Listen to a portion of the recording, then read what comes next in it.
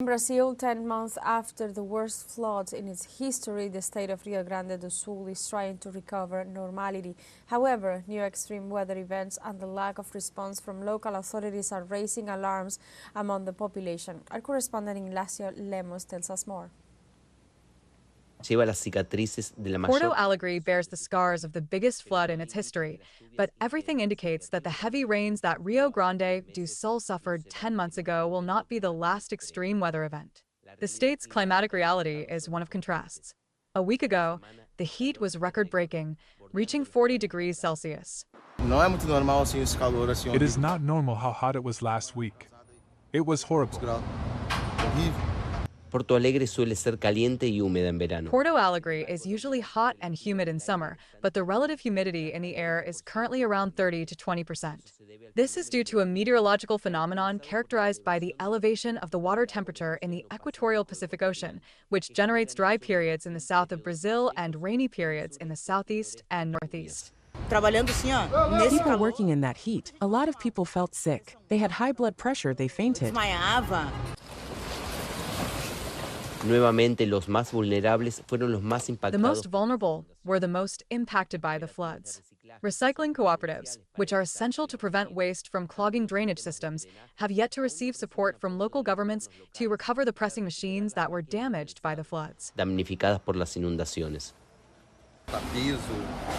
We have to rebuild the floor. The presses, they got wet. It's still difficult. It's just the beginning. En el último mes, una sequía severa afectó. In the last month, a severe drought affected 210 of the 497 municipalities in the state of Rio Grande do Sul. The losses between 2020 and 2024 amount to about $54 billion. However, agribusiness, the sector responsible for the highest greenhouse gas emissions, does not take measures to diversify crops and reforestation to prevent climate change. Para prevenir el cambio climático. That investment in the agenda to protect biodiversity, combat desertification, and confront climate change is an action to protect the environment. But for those who are not moved by protecting Mother Nature, you can be sure that they will be moved by what will come out of their pockets every year.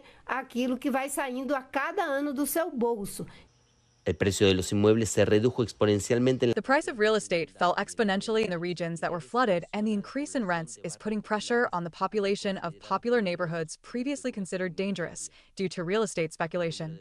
The number of homeless people grew by almost 15% in the months following the floods. There are areas that were not directly affected by the rains, but were affected by the increase in population in those neighborhoods, as if the periphery was inflated. 14